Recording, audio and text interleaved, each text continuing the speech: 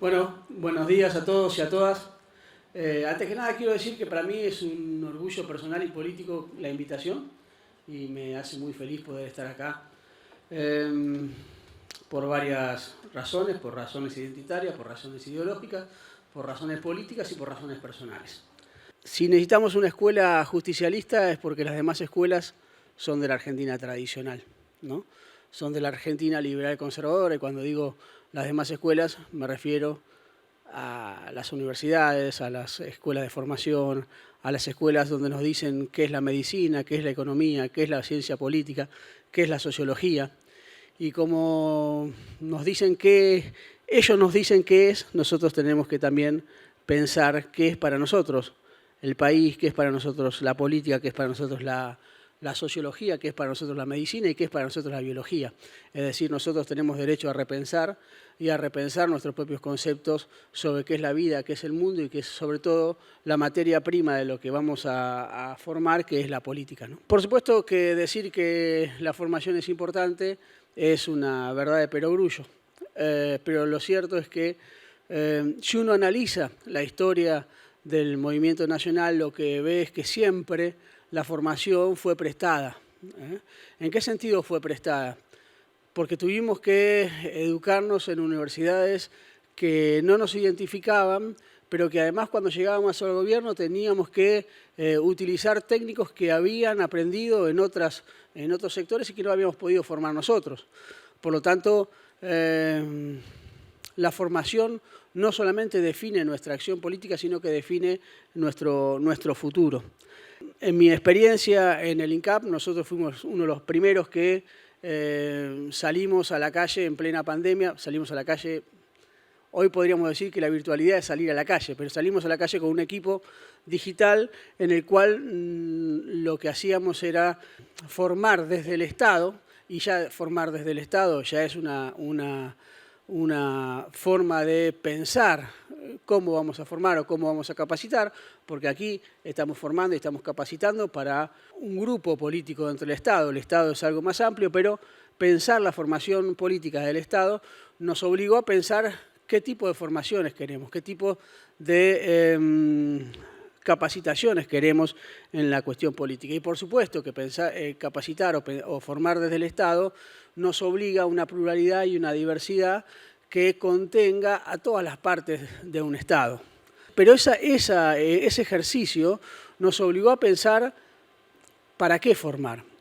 Y esa es la gran pregunta que nosotros tenemos que hacernos como formadores políticos y también como formadores ideológicos, es decir, ¿qué materia vamos a formar y para qué vamos a formar a nuestros militantes y a nuestros cuadros, ¿no?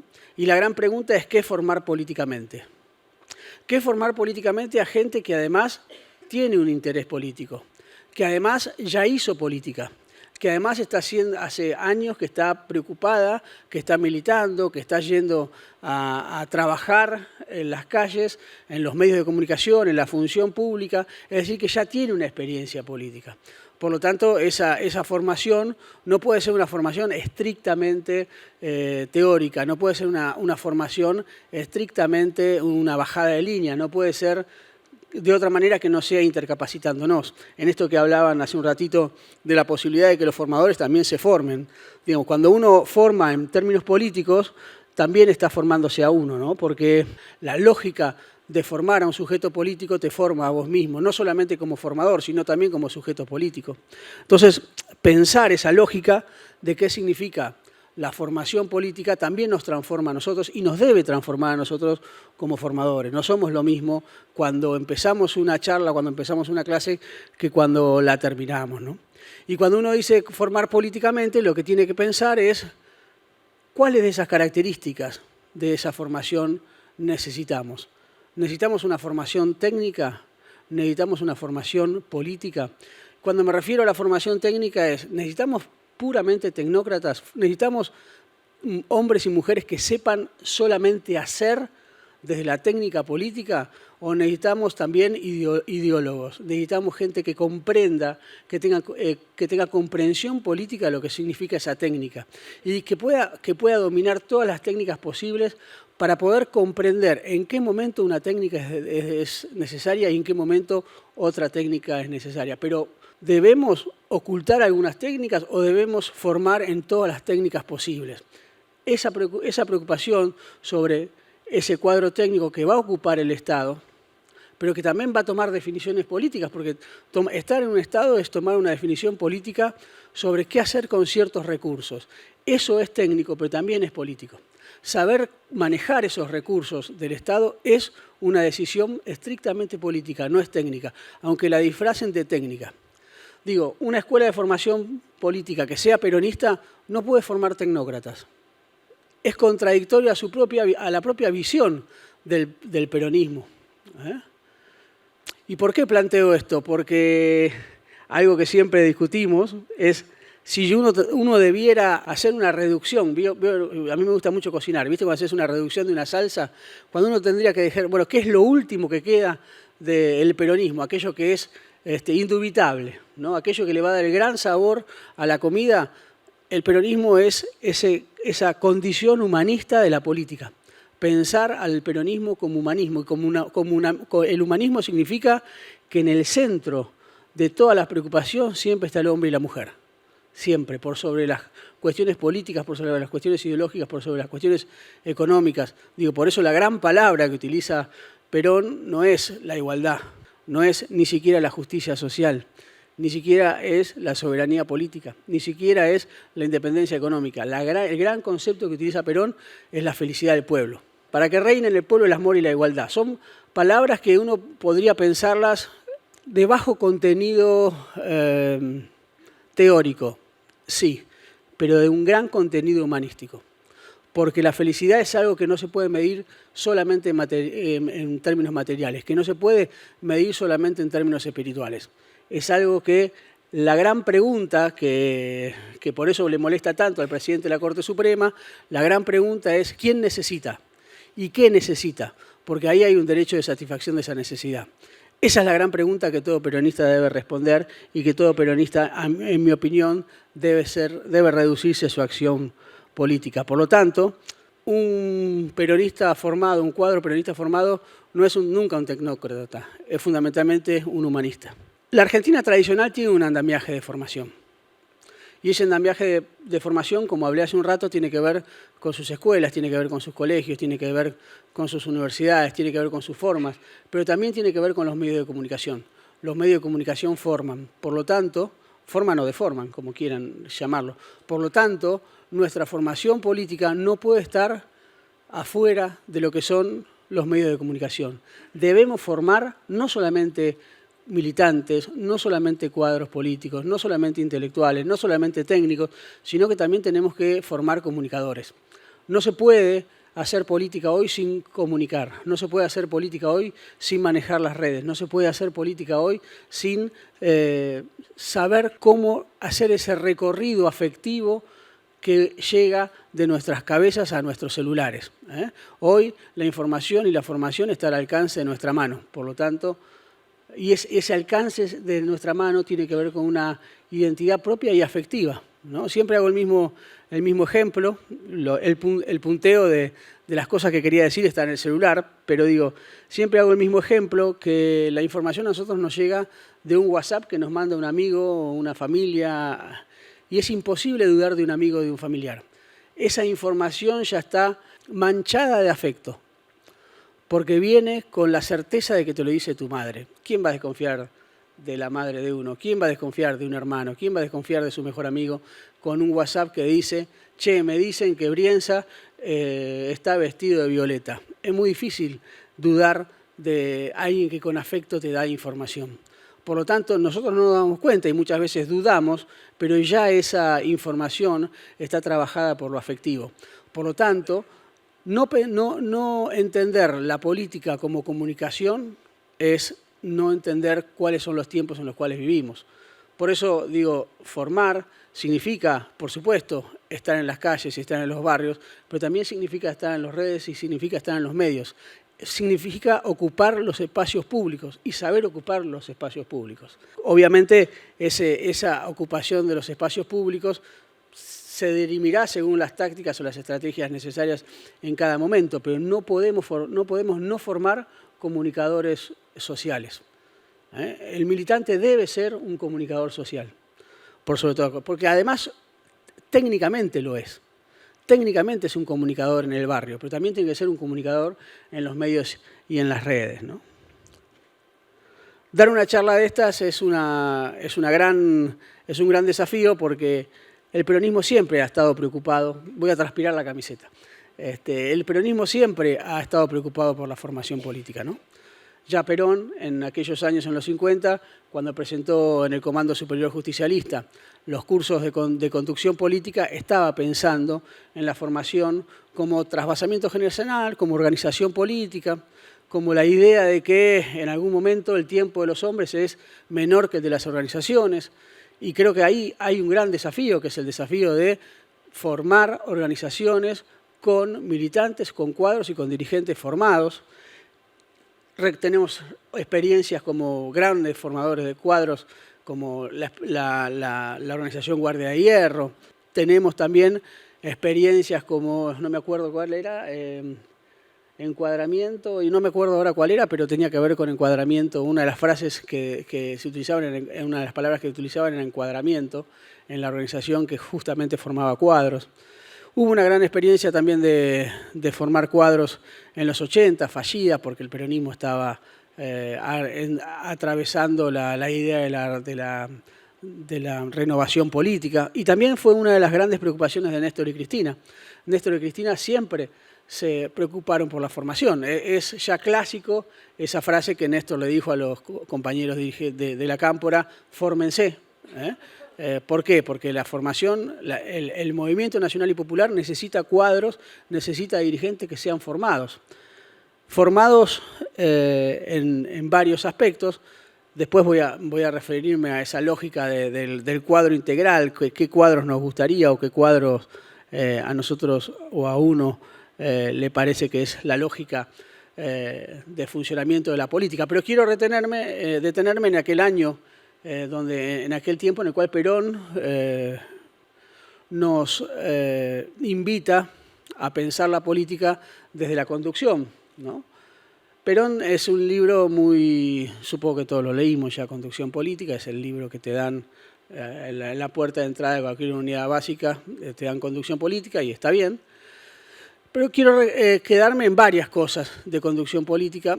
La primera es la gran frase de Perón: conduce el que gana y gana el que conduce. Y la frase de Perón es sintomática para entender al movimiento peronista, pero también es sintomático para saber que hay que ganar. Por sobre todas las cosas, un militante, un cuadro, un dirigente, un conductor, tiene que pensar en cómo se gana. La formación política no puede estar aislada de la idea de ganar, porque ganar es conducir. Por lo tanto, gana el que conduce y conduce el que gana. Un cuadro que prefiere perder a ganar es un cuadro que no comprendió conducción política. Pero también hay varias cosas que dice Perón respecto de la formación. La primera que dice es que hay conductores y apóstoles, ¿no? Los conductores conducen y los apóstoles dan clase de formación política. Pero bueno, es lo que nos toca, compañeros y compañeras. Es así. No por eso el rol del apostolado es independiente del conductor, ni tampoco el conductor puede prescindir de los apóstoles. Porque el conductor solo no puede llevar adelante una acción política si no es por la acción de la formación de cuadros, de la presencia de los cuadros y de las militancias y de los dirigentes. Una agrupación, un movimiento político sin cuadros y sin dirigentes formados y sin militantes formados es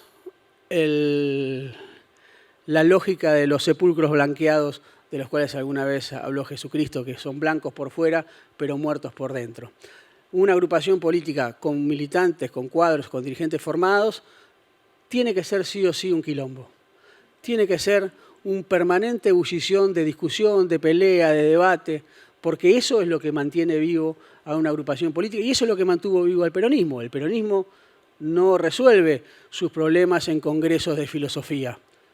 resuelve sus problemas debatiendo y dialogando con la sociedad todo el tiempo de forma desarticulada, desorganizada, a veces incomprensiblemente para quien lo mira desde afuera. Sin embargo, el peronismo siempre está en ebullición, siempre está discutiendo, siempre está debatiendo. ¿Por qué? Porque contrariamente a lo que nos hacen creer, no hay movimiento político más leído, más lector, más escrito que el propio peronismo, y los militantes del peronismo, los cuadros del peronismo, los dirigentes del peronismo, quizás aún en forma sui generis, siguen siendo los más formados del país. Porque tienen la obligación de formarse, tienen como el imperativo moral de formarse por aquella formación que no les viene desde los aparatos institucionales del Estado, por las organizaciones del Estado de las cuales hablábamos antes, ¿no? Una gran pregunta que se hace Perón en Conducción Política, que es, ¿un conductor nace o se hace? Y esa pregunta nos la podemos transmitir a nosotros, ¿no? ¿Un militante nace o se hace? ¿Un cuadro intermedio nace o se hace? ¿Un tutor de la escuela justicialista nace o se hace? Esa es una gran pregunta. ¿Tenemos condiciones particulares para conducir, para militar, o esas cualidades se aprenden? Todos conocemos la gran anécdota de Perón del burro del mariscal de Sajonia, ¿no? El mariscal de Sajonia era un genio en estrategia militar, ganaba todas las batallas previo a la Revolución Francesa, y tenía una mula que sabía cuando la cosa estaba jodida, que lograba atender a lograba saber cuando un herido estaba a punto de morirse o no, que sabía, que no temía los bombazos, que no temía la guerra, que se mantenía siempre incólume al lado del mariscal, ¿no? Cuando la mula muere, el mariscal sufre esa pérdida, pero en una reunión con amigos dice, lo único que no pudo aprender la mula es estrategia política. Es decir, había tenido la experiencia política, pero no sabía nada de estrategia. Y muchas veces nos pasa que uno está al lado de personas que saben conducir y uno no aprende nada. Porque lejos de lo que creemos, estamos más cerca de ser la mula del mariscal de Sajonia que de ser el mariscal de Sajonia. Porque mariscales de Sajonia hay una vez cada tanto, mulas hay muchas. Quizás lo que podemos aspirar también a ser esa mula que sepa todo lo que hay que saber en el momento decisivo de la guerra, porque el mariscal dependía de esa mula para poder llevar adelante su estrategia militar. Perón lo decía esto con mucha ironía y quizás burlándose de la mula. Yo acá estoy haciendo un sacrilegio, que es de alguna manera dar vuelta las cosas que pensaba Perón y reivindicar a la pobre mula del mariscal de Sajonia, que alguna vez merecía un homenaje, porque la pobre mula había hecho muchísimas cosas. Aquellas personas que no pueden conducir, pero que sí son necesarios para el proceso de conducción de otros, ¿no? Esa lógica de, vuelvo a la pregunta sobre si la experiencia te hace conductor, si la experiencia te hace militante o si la experiencia te hace cuadro, es una gran pregunta. Porque ¿cómo formamos o cómo capacitamos desde la experiencia? ¿Cómo transmitimos experiencia? ¿No?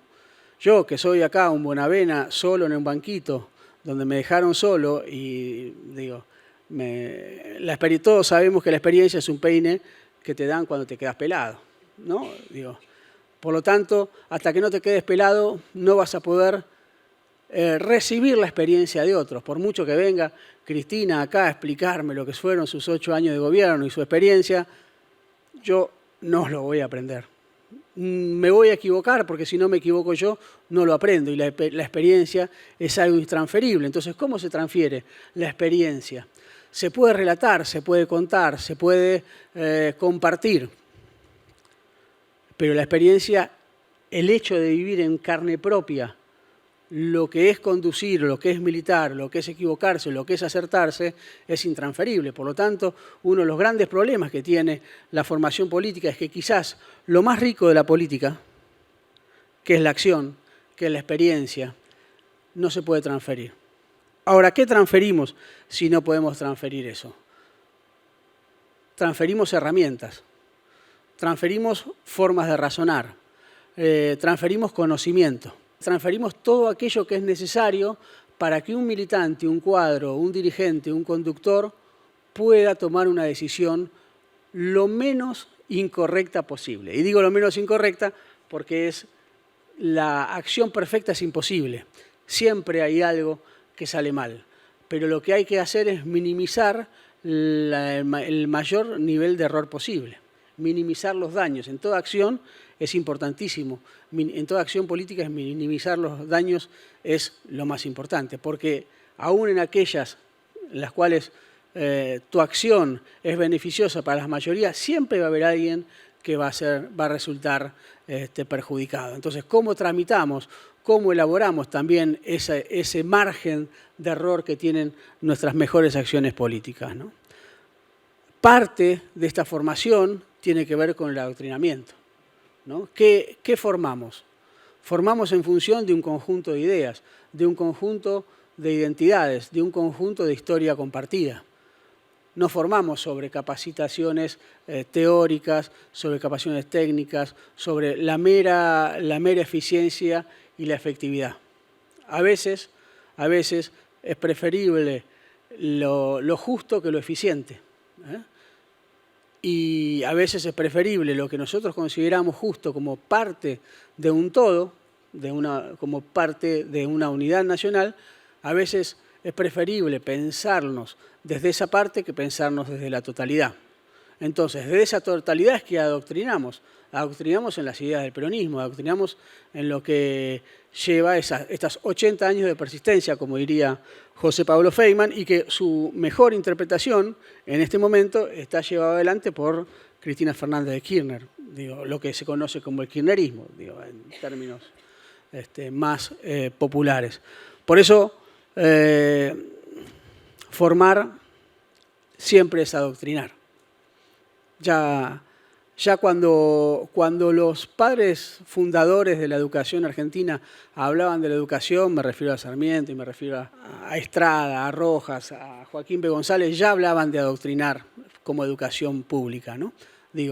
Formar es adoctrinar. Y adoctrinar es saber cuáles son los puntos en los cuales nosotros nos identificamos a nosotros mismos. ¿En qué estamos de acuerdo? ¿Cuál es lo programático? ¿Cuál es aquello por lo cual, si te corres, ya no perteneces, ¿no? Por supuesto, el peronismo es enemigo de la pureza, el peronismo es siempre amigo de la discusión, es siempre amigo de estirar las fronteras de lo que somos, ¿eh?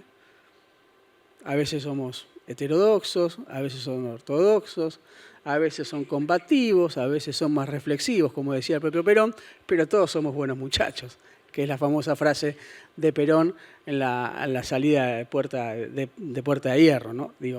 A pesar de estas tensiones en las limitaciones doctrinarias de lo que qué significa ser peronismo, qué significa ser peronista, la gran gracia del peronismo, la gran ventaja de ese peronismo es esa maleabilidad.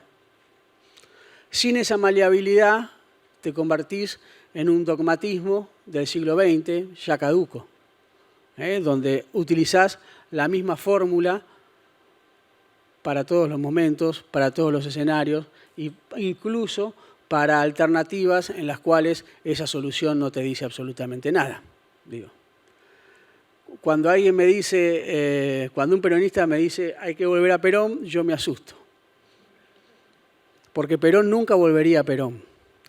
Perón seguiría siendo Perón, que significa seguir dialogando con el presente, seguir dialogando con el momento y no atarse a los viejos dogmas, incluso a los dogmas que uno mismo creyó que eran necesarios en un momento determinado de la vida política.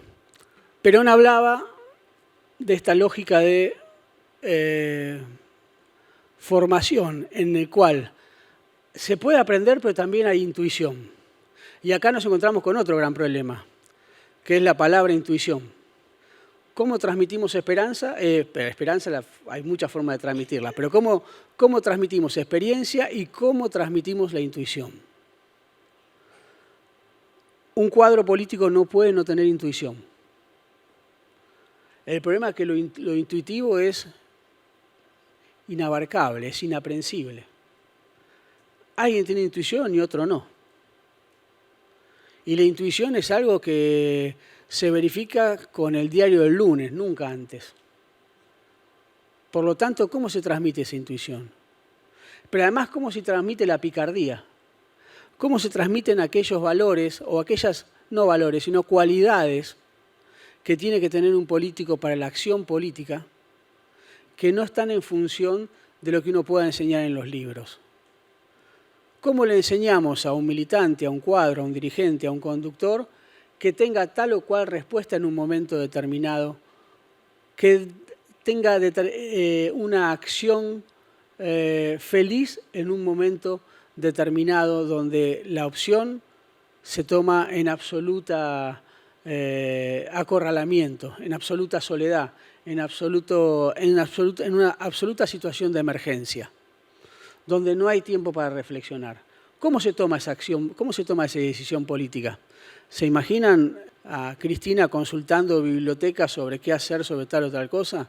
No, hay algo del orden de la intuición política que hace que un político sea brillante y otro no. Y quizás un político con toda una biblioteca encima tiene menos intuición y actúa peor políticamente que alguien con menos biblioteca pero con mayor intuición política. ¿Qué hacemos con eso? ¿Cómo enseñamos eso? ¿Cómo enseñamos a aquellos que tenemos una tan mala intuición que somos tutores, a los que son políticos que han tenido tan buena intuición que están donde están? Digo, eso también hay que pensarlo. ¿Cómo le enseñamos a un militante o a un cuadro a que tome la decisión correcta en el medio de un campo de batalla? No hay libros que te enseñen eso. Tampoco hay experiencias que te enseñen eso. Porque lo que tiene de bueno la acción política es que siempre es sorpresiva. Nunca se repite. Uno puede jugar con cuadros anteriores y la formación política no puede prescindir de la historia, porque la historia nos permite jugar con marcos similares de acción, pero nunca iguales. Nunca se repite, por lo tanto, si bien uno puede tener marcos de referencia, no puede repetir acciones o jugadas políticas, ¿no? Pero hay algo más que la formación teórica, algo más que la formación histórica, algo más que la formación, uno diría, de conducir, que tiene que ver con la formación moral. Cuando uno dice la palabra moral, ya uno se agarra la billetera porque saben que te van a robar, pero porque todo moralista en algún momento te afana la billetera, ¿no? Pero quiero hablar sobre una moral que tenga que ver con la lógica de la acción política, ¿no? La moral del fin y los medios. La moral de qué tipo de políticos somos cuando hacemos políticas. Digo, ¿cómo discutimos el bien en el centro del dispositivo de la acción política? Hay bienes hechos con malas acciones, hay males hechos con buenas intenciones, hay males hechos con buenas medidas. Digo, es imposible pensar esto en términos en forma binaria. Es imposible pensar la moral política en términos binarios. No nos sirve la lógica de lo bueno y lo malo estrictamente para analizar la acción política. Pero no podemos dejar de hacerlo. No podemos no formar en términos morales. Y cuando hablamos de términos morales, también hablamos del amor a la patria, del amor al pueblo, del amor a los otros, del amor a los compañeros, del respeto a los compañeros y las compañeras. No podemos olvidarnos de enseñar también ser buenos con el otro. Aunque la palabra bueno suene a inocencia, suene a soncera. Pero también no podemos ser lo excesivamente ingenuos para dejar todos los medios de una victoria política en manos del adversario. Porque lo peor que podemos hacer siempre es perder en política. Y esta es mi opinión personal. Entonces, si una acción buena te lleva a perder, hay que revisarla en términos políticos. Y hay que pensarlo en términos políticos. Hay que reflexionarlo en términos políticos. Y ustedes me van a decir, si una acción mala te lleva a ganar. ¿Y si los demás ganan con acciones malas constantemente? ¿Uno qué hace? ¿Debe perder? ¿Debe convertirse en un elemento testimonial? Porque hablamos de política. Y cuando hablamos de política, hablamos de administración de poder. Hablamos de administración de recursos. No de recursos en el término estrictamente material, sino de decisiones políticas. ¿Podemos permitir que las decisiones políticas la tomen aquellos que perjudican a las mayorías? ¿Cuánto de bien hay en ser bueno uno y permitir que el otro destroce a las grandes mayorías? ¿Cómo enseñamos eso? No lo podemos enseñar, solamente podemos plantear las preguntas, solamente podemos pensarlo, reflexionarlo, dialogarlo. Y ojo, que esto también va hacia la interna, ¿no? ¿Cuánto vale ser el jefe de una unidad básica si cagaste a tus compañeros? ¿Qué sentido tiene? ¿Vale la pena construir así? Es una gran pregunta. El silencio de ustedes me demuestra que es una gran pregunta, que es difícil de... Y además demuestra que pasa más seguido de lo que yo mismo creo. Esta lógica de pensar la cuestión moral, la cuestión teórica, la cuestión de la administración de poder, está en función de algo que uno sueña, aspira, que es la idea del cuadro integral, ¿no? Y el cuadro integral es aquel que tiene los conocimientos teóricos, que tiene la experiencia, que tiene además la intuición, que tiene la capacidad moral de dilucidar cuál es el límite. También es el que sabe los tiempos, ¿no? El que puede pensar, reflexionar, cuestionar, discutir, pero sabe también cuándo hay que ser leal, cuándo hay que conducir y cuándo hay que dejarse conducir, ¿no? Uno no aspira a militantes callados, aspira a militantes que sepan cuándo permitirse ser conducidos, aún estando en contra de sus propias ideas, ¿no? Por supuesto, cuando hablo de ideas, hablo de ciertos límites, ¿no? Y la gran pregunta es, ¿nos dejamos conducir por Menem? Esa es una gran pregunta. ¿Cuál es el límite en el cual un militante, un cuadro, un dirigente decide dejarse conducir más allá de las propias convicciones políticas o ideológicas hacia el interior de nuestro movimiento?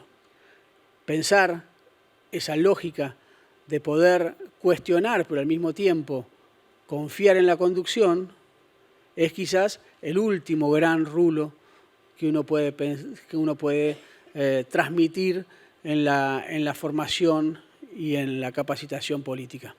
¿Por qué? Porque en algún punto no hay posibilidad de ser parte de un colectivo si uno no renuncia un poco a la vanidad personal de tener razón. Y eso también es una decisión moral. Abandonar la vanidad personal de uno. Saber que uno está en función de un proyecto que lo abarca, que lo contiene, pero que lo trasciende. Y que, como decía Perón, si uno se saca la camiseta no pasa nada. Uno más o uno menos que... Si uno no milita, no tiemblan los cimientos de Occidente. No tiembla el peronismo porque uno no milite. En todo caso, uno puede irse. Pero saber, en todo caso, saber que si uno se va, quizás se va más por vanidad que por razón, ¿no?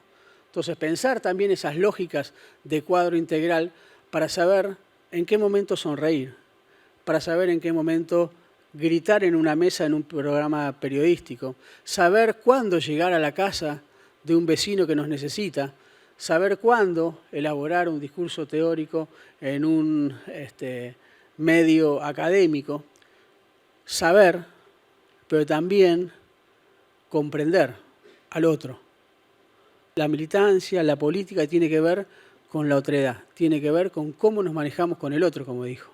La patria es el otro, dijo Cristina alguna vez, y la patria no solamente es el otro en minúscula, que es el que nos necesita, sino también es el otro, el que no piensa como nosotros. ¿Cómo nos llevamos con ese que no piensa como nosotros?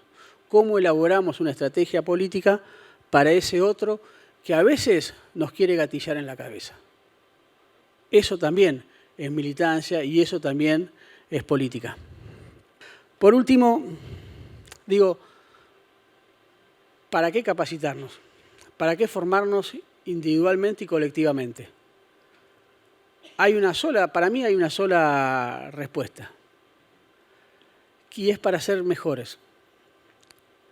No para ser mejores uno mismo, para ser mejores en colectivo. ¿Y para qué ser mejores? Por una cuestión que tiene que ver con un deber. Nos debemos ser mejores para aquello que Perón nos hablaba, que es la felicidad del pueblo, para la felicidad de las mayorías, para esa Argentina grande con la cual soñamos, pero además para esa Argentina por la cual Néstor, Cristina y tantos compañeros en estos 80 años pusieron la carne al asador. El peronismo, lejos de lo que muchos piensan, es una gran continuidad de sacrificios. No de sacrificios en vano, sino de gente que puso lo que había que poner a lo largo de la historia. Hay más peronistas pobres que peronistas ricos en la historia del peronismo. Pero además, no hay otra cosa que Argentina felices cuando gobernó el peronismo. Y el peronismo tiene que tener un gran orgullo. Donde hay democracia, hay peronismo. Porque el peronismo siempre gobernó en democracia. Otros partidos, ningún otro partido puede decir lo mismo. Hay partidos que gobernaron con fraude, hay partidos que gobernaron con proscripción, hay miembros de partidos políticos que gobernaron en dictaduras militares. Siempre que hubo una elección, siempre que gobernó el peronismo, ganó por una elección. Y además, siempre que ganó el peronismo, el pueblo fue más feliz. Esa es nuestra fe. ¿Por qué formarnos? Para ser mejores. Porque cuando gobierna el peronismo, el pueblo es más feliz. Gracias.